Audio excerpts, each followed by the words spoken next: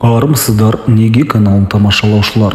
Сіздердің назарларыңызға Заман Төлеуовтың «Өріктер гүлдегенде» мистикалық әңгімесін ұсынамыз. Әңгіме ұнаса, лайк басып, пікір қалдыруды ұмытпайық.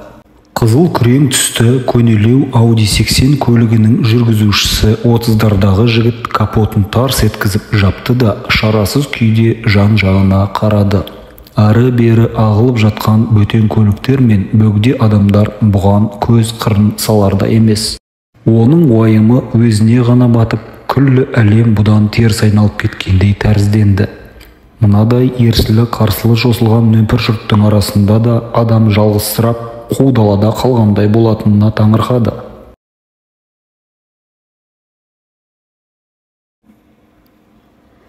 Осы арада оның ту сыртынан біреу «Не проблема, балам?» деп ақырын ғана күбіретті. Жігіт артына жалт бұрылды. Өзіне жымия қарап тұрған егделеу, ақ шалған, тықырлау сақал мұртты, қысыңқы көздері күлімдеген кісіні көріп, бұның қолынан келетін шаруа емес екенін білдіргісі келіп, «Ақсақал, бұл проблеманы сіз бен біз шеше алмаспыз. Рахмет пейіліңізге» деп теріс айналды. «Балам, олай деме. Проблеманың туындауына қашанда бір себеп бар, соны табу керек». «Ой, ақсақалай, қайтесіз оны? Себеп сол, машина ескірді. Сайман ауыстыруға қаражат тапшы. Осы күндегі себеп. Мәселе қаражатқа тіреліп тұр дейсің ғой сонда?» «Ақсақал, жөніңізге жүре берсеңіз тәуір болар еді. Тағы бір проблема туындамай тұрғанда, сізде тағдырымнан жапа шегіп тұрмын». «Жақсы айттың. Тағдырымнан жапа шегіп тұрмын. Қапелімде ойға келе бермейтін ұтымды тіркес екен». Жігіт үндемей көлігінің арғы жағына шығып тұрды. Мына тықақтаған шал ашуын ойната бастаған сыңайлы. Жаңа жыл танаудың астында, желтоқсанның 30-ы, ертең бала-шағамен думандататын мерекелік күн. Дастарханға мәзір алуға біраз ақша таппақ болып, таң сәріден шығып ақ еді. Түске дейін сәті түсіп, азын-аулақ тиын-тебен түсіргендей болды. Енді міне, қаңтарылған арба ұқсап, капотты бір ашып, бір жауып, әбден қажыды. Аккумуляторда отыруға айналды. Себеп дейді ғой. Себебін техникалық жөндеу орталығындағы жігіттер баяғыда айтқан. Бәрін жаңалау керек. Немесе мынаны қоқысқа өткізіп, үстіне қаражат қосып, жаңалауын алу қажет. Бірақ ол арман ғана сияқты. Үлкені мектепке барып, қалған екеуі бірін-бірі бағып, жатақхананың қуықтай бір бөлмесінде ата-анасы келгенше күнелтеді. 3-тен 4-ке қараған қыздар ерекше естияр болып өсіп келеді. Еңбектеуге халі жеткен бауырына сол бас көз. Кішкентай ұлды анасы бір аяғынан сақтық үшін кереуетке байлап кетеді. Қанша естияр болғанымен ол қызда әлі бала ғой. Баяғыда өзінде шешесі аяқтан байлап өсірген есінде. Базарда жеңіл-желпі тамақпен термосқа құйған шайды саудалайды. Ауылдан келген бетте осы кәсіпке бір таныстары сыналап кіргізгенді. Бұндай жұмыс түгілі қайыр сұрайтын орындардың өзі сатулы және бақылауда. Тиын тебендерін қағыстырып жүріп қолдан көлік алды. Шетелдің көліктерінің сыны кетсе де сыры кетпейді ғой. Жуып шайып жіберсең жалтырап шыға келеді. Ауылдағы туыстарын бір қуантып қайтқанда, балаларының қоңыз теріп жүрмегендерін біліп, ата-аналары да бір марқайып қалған еді. Ендігі көкейтестілері тұрғын үй құрылыс жинақ банкі арқылы пәтерге қол жеткізу. Әйтеуір осы банк жарлы Жақыбайды жарылқайды деп жарнамалап жатқан соң, әйел екеуі бас-басына бір депозит ашқанда. Ес жинаған соң балаларға да ашып қоюды көздеген. Жарты сомасын жинасаң, қалғанын төмен процентке заем қылып беретін көрінеді. Әрине, рас болса. «Маған ренжіп тұрсың, балам. Сіз әлі кеткен жоқсыз ба? Мені таң қалдыратын бір жайт, сен күнде жазғырынып отыратын ескі көлігіңде бұзылмайтын болғандығы. Алғаш әперген киіміңде сол қалпы. Біреуге жудырып жүргенде жейдеңнің жағасында кір шалмайды. Есіркеп, сен мені алдап жүрсің» деп көз жасына ерік берді. «Жаным, жыламашы. Түнде жылауға болмайды. Балалар естісе шошыр». Таң елең алаңда есіркеп жымын білдірмей зытты. Әйелінің түндегі тергеуі қатты алаңдатты. Егер осындай қыспаққа түсе берсе, уәдеге тұра алмай, шындығын амалсыз ашып тастауы ықтимал. Егде кісімен екі арадағы басты шарт құпияны ашпау еді ғой. Ал оны орындау күннен күнге қиындап барады. Артта қалған уақыт ішіндегі 3 жылды ойласа, елесі қалмаған тұман секілденді. Ал алдағы өтпей жатқан жылдардың жылжуы қиямет екен. ай мен аптаның өзі сыздықтап, көзі бітелген еліктен сорғалаған сары су сияқтанады. Осы уақыт аралығында есіркеп көп нәрсеге өзге көзқарас тудырды. Онсыз да күн көре алмастай көрінген талай дүниенің құны көк тиынға татымайтынына көзі жетті. Сағымша бұлдыраған, қуса жете алмайтын, уысын толтырып ұстатпайтын талай дүние өзінің рас түкке тұрғысы екенін дәлелдеді. Есіркеп өзіне тиесілі заттары тозбайтын, ешқашан аштық пен шөлден тарықпайтын, пенделік ындыны тояттаған мәңгілік тоқтықты сезінді. Алғашқы кездері бұл күй оған қатты ұнады. Жолаушылардың ұсынған ақшаларын жалаң қолмен алмау туралы келісімге орай ол арнайы қапшыққа салдырды. Қапшықты үйіне келген соң әйеліне беріп тазарттырды. Оның ішінде құнды қағаздар емес, бақа шаяндар жатқандай жиіркенішпен қарады. Адамды ар-ұят, қанағаттан айырған, аз болса да, көп болса да бақытсыздыққа душар еткен осы ақша, мүлік, нәпсі деген зауалдарды жан тәнімен жек көрді. Өткен жолғы кездейсоқ ұшырасқан ақсақалдың әлдебір құдірет арқылы бойына жұқтырған күш-қуаттың арқасында осы дүниелік заттардан құндылықтанудан қалайын деді. Мүмкін өлген адам ғана осылай сезінуі тиіс шығар деген ойда келді басына. Сонда шынайы тазалықты тек өліп барып сезіну керек болғаны ма? О дүние деген не?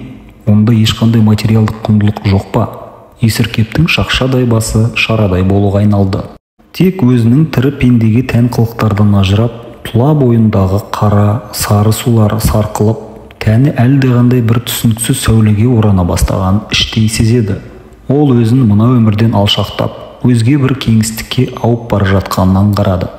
Күдікті болса да, әсем тазалығы бар, жер бетіндегі топыраққа ұқсамайтын табаны бар, өзгеше әлемді көретіндей. Бойынан әлде тарап үлгермеген пенделік талабы толық өшіп, ауамен араласып кететіндей мүмкіндігі бар. Мәңгі жоғалмайтын, мәңгілікпен тұтасқан сол тың дүние оны өзіне арбай түсетін тәрізді. Егде кісінің өтініші есіне келді. Егер онсыз да өтіп жатқан пенделі ғұмырыңның 3 жылын маған қисаң, сені адамзаттың асылы етіп шығарамын. Сен рух шуағы боласың.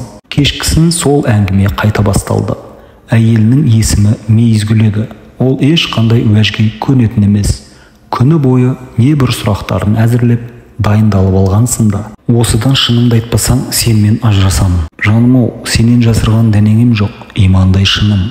Тек тағы біраз мұрсат берші, сосын бәрін жайып саламын. Сен немене, шетелдің жансыз болып кеткенен соңмысың? Адам танымастай өзгергеніңе қарағанда бір нәрсеге ұрынғансың. Бәрі дұрыс. Болды. Маза берші айналайын. Таң бозынан кеттім. Бір қапшық ақша тауып келдім. Саған енді не керек? Маған сен керексің. Ақшаң құрсын, үйдің берекесі кетті. Сенің мына түсініксіз қылықтарыңнан. Мейізім менің. Өзімді әбден қажыдым. Қанша уақыт болды менің қолымнан бір түйір дәм татпағаныңа. Қанағаттан ішіп жүрмін ғой. Сен ештеңе ішіп жүрген адамға ұқсамайсың. Қалтаңда соқыр тиын да жоқ. Тамақ іштеп берген ақшадан жылан көргендей жиырыласың. Неге? Білмеймін. Менің қарным ашпайды. Мәңгілік тоқпын. Астапыралла, не дейді мынау? Сен жүйке дертіне шалдыққаннан саумысың? Одан да зорға. Жаратқан Құдайым-ау, қандай күйге душар еттің тағы? Шаршағым келеді. Қарным ашып үйге асығып жеткенді сағындым. Мына не тозбайтын, не кірлемейтін киімдерден жалықтым. Машинаның бұзылған жерін жөндеп май-май болып жүрген күндерімді аңсаймын. Ел сияқты пендеше бір қалыпты өмір сүргім келеді. Кір жұқпайтын әйнек болғым келмейді енді. Сені кім зорлап жүр? Болғым келмесе болма. Мен 3 жылға келісім шартқа отырғанмын. Шыдауым керек. Шартты бұзсам, баяғы тас кепешімізді қайта киеміз. Шартты да боқ дүниесі де құрсын. Бар да бұз. Ешқайда барудың қажет жоқ. Мен құпияны аштым. Шарт бұзылды. Ойбай аттан. Сенің түрің не болып барады? Есіркептің бет терісі сыпырылғандай ұсақ қан тамырлары қып-қызыл боп быжынай тарамданып, одан ішкі еттерінің білеуленген суреттері көрінді. Сосын бірте-бірте ол көрініс сөніп, ар жағынан ақсиған әппақ сүйектер қалқып шықты. Қаңқаның сырты буалдырланып сәл тұрды да, сіңірлері суалып, жіктері ашылған сүйектер салдыр етіп еденге төгілді. Кісі бойындай тұтып тұрған буалдыр түтін сәулелене үп етіп жоғары ұша жөнелді. Мына сұмдықты көзімен көрген Мейізгүл есінен тана, үйіліп жатқан сүйектердің үстіне жалп етіп құлады. Базардан итермесін алдына сап, әбден титықтап келе жатқан Мейізгүл жолдың шетінде көлігімен арпалысып жатқан күйеуінің үстінен түсті. Тағы бұзылды ма? Бұның бұзылмайтын күні бар ма? өмір сүргім келмей кетеді. Жетісіп жүрген ешкім жоқ. Қашан келесің? Қайдан білейін? Сүйретсем де бір келермін. Таң атқалы нәр сызған жоқ. Қанағаттан іше салмадың ба? Тамақ арзан дейді ғой. Қанағат шылым. Осы кезде бұлардың тұсынан бір егделеу кісі өтіп бара жатып, Есіркепке көз қиығын тастады. Есіркептің тұла бойын бір сұрапыл ызғар осып өтті. Жыртқыш аңнан да олай сескенбессің сірә. Тілі күрмеліп әйеліне бара бер дегендей қолымен жасады да, жан сақтағысы келгендей капотының астына сүңгіді. Мейізгүл итермесін итеріп үй жағына бет алды. Оның соңынан әлгі егде кісі әдейі ілескендей. Есіркеп бойын мұздатқан суықтың алыстағанын сезініп, капот астынан шығып жан-жағына барлай қарады. Әйелі кеткен жақтағы көшенің бойынан манағы егде кісінің сұлбасынан қарғандай болды. Ол алдындағы итерме қуалаған келіншектің соңынан бүкеңдеп еріп бара жатты. Есіркептің көңіліне түсініксіз алаң орнады. Өз басынан әлдебір беймәлім жағдайды кешіргенін іштей аңғарды. Тек оның өң яки түс екенін ажырата алар емес. Көлігін тездетіп жөндеуге кірісті. Бойын қауіп билеп үйге асықты. Қызым, жұмысың ауыр боп, қатты шаршап жүрген сияқтысың. Арбаңды мен итерсейін. Ата, оның ұят қой. Күндегі тірлігім ет өліп кетті. Олай деуге болмайды. Адам ертеңге сенім артып, бір үмітке арқа сүйеу керек. Менің үмітім ана 3 қорғанның дені сау болып, елден қалмай өмір сүрсе деген ғана арман. Жақсы арман екен. Ал өздеріңше, күйеуіміз екеуміз бе? Иә, бізге ештеңе де керек емес. Балалардың келешегінен өзге не керек бізге? Жеке бастарыңның бақыты дегендей, оның барлығы балалар туғанша болды да сосын ұмытылды ата. Австралия тауығы дегенді естіп пе едіңіз? О несі тағы? Сондай тауық бар дейді. Жұмыртқаларын жапырақтың астына көміп, минут сайын тұмсығын тығып, қызуын өлшеп, қысқасы балапандары шыққанша тыным таппай, ақыры зорығып өледі екен. Сондағы оның ғұмыры алғашқы балапан шығарған уақытқа дейін ғана көрінеді. Соңына ұрпақ тастап көз жұмады десеңші, тым қатал тағдыр екен. Біздікі де сол. Кеше ғана бұрымы бұлғақтаған ерке қыз секілдедім. Енді тұрмыстың тауқыметінен жын шыққан жаман әйелге айналдым. Бұлай болуына бір дәйекті себеп болуы тиіс қой. Себеп кедейшілік. Осыған да тәуба дегізіп қойған іштей туған жасық түйсік, дарақылық та бар. Оған үнемдеуді білмейтін берекесіздік қосылады. Себеп көп атасы. Өмірді сүйгеннің орнына оны иттің етіндей жек көргізетін шарасыздық тағы бар. Егер мен қол ұшымды берсем қалай? Сіз мені жеңіл жүріске ыңғайлы біреу деп қалған сияқтысыз. Жарлы болсам да арлымын ата. Кешір қызым. Ондай ойды ойлайтын жастан кеткенмін. Қазіргінің шалдары құтырған заман. Пейіліңіз адал болса, айтыңыз онда. Тек бір шартым бар. Мақұл, қолыңа мына картаны табыс етем. Коды өзіңнің туған жылың. Бұнда қомақты сома салынған. Оны үлкен балаң кәмелетке толғанда ғана аласың. Оған дейін еш рұқсат жоқ. Осыған келісесің бе? Қалжыңдап тұрған шығарсыз, ойын көтеретін жағдайда емеспін атас. Рас айтам. Бұл қаржы сенің ертеңге деген сеніміңді арттырып, бойыма қуат, жаныңа сүйеу болады деп ойлаймын.